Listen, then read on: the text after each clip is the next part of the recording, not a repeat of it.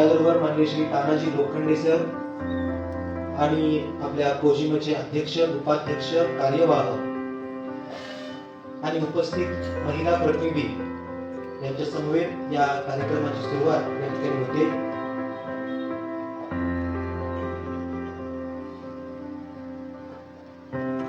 या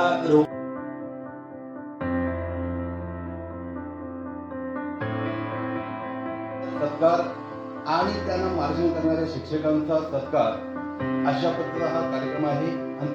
आणि या कार्यक्रमासाठी उपस्थित असणारे कार्यक्रमाचे प्रमुख पाहुणे माननीय श्री शिवराज नायकडसो, अधीक्षक धर्मादाय कोल्हापूर यांचं या ठिकाणी मी अगदी मनापासून स्वागत करतो.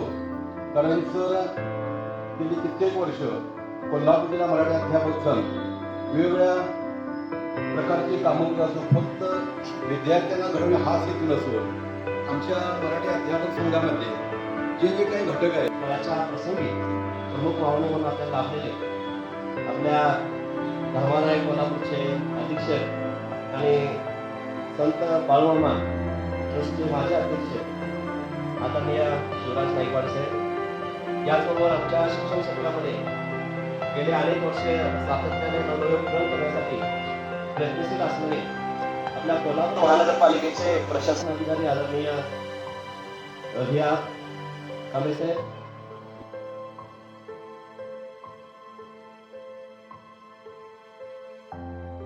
सेवा तुमचा होईल किंवा त्या सिलेबसचा अभ्यास होईल, त्यामुळे त्यावेळी तुमच्या लक्षात येईल की हा हे मला झालेलं आहे आणि मला या पद्धतीनं ते त्यासमोर प्रेझेंट करायचं आहे. कुठलाही विषय असतो म्हणजे फक्त मराठीच विषय नाही, पण स्पर्धा परीक्षेच्या याच्यामध्ये इतिहास हा तुम्ही शिक्षण 10वी पर्यंत सगळं शिकवलेला असतोय.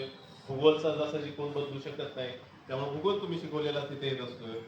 गणित 10वी पर्यंत सगळं झालेलं असतंय, इंग्रजी सगळं 10वी पर्यंत झालेलं असतं. ते बेस जो आहे हा सगळं तुमच्या समोरच त्या विद्यार्थ्यांचा घडलेला असतो. विषय भाषण करायचं म्हणजे मराठीचं त्याच्यापेक्षा ज्ञान दुसरीप्रमाणे नसतं असं सरांनी आताच कबूल केलं.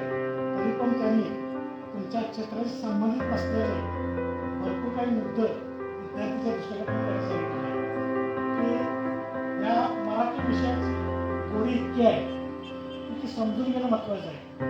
जसं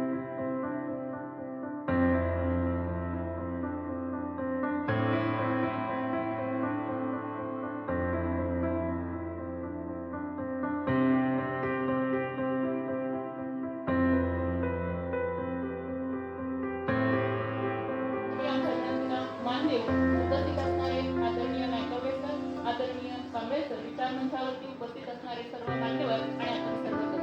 खरं तर आम्ही शिक्षक म्हणजे ज्ञानियाच्या पालखीचे आम्ही सारे खांदेकरी, ज्ञानियाच्या पालखीचे आम्ही सारे खांदेकरी, उधळून फुले प्रकाशाची अंधाराच्या वाटेवर. आम्ही शिक्षक म्हटल्यानंतर माझ्यासाठी तरी माझा विद्यार्थी म्हणजे प्रचंड उंचावरून उत्साहानं सदैव कोसळत राहणारा असा सुंदर धबधबा.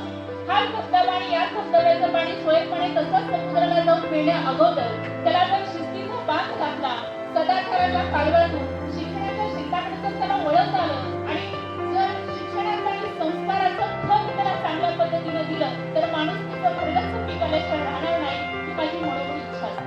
आणि म्हणून मनापासून आपल्या विद्यार्थ्यांना ज्ञानदान करणारे सर्व गुरुजन वर्ग, विचारमंचावरती उपस्थित असणारे आपण सर्व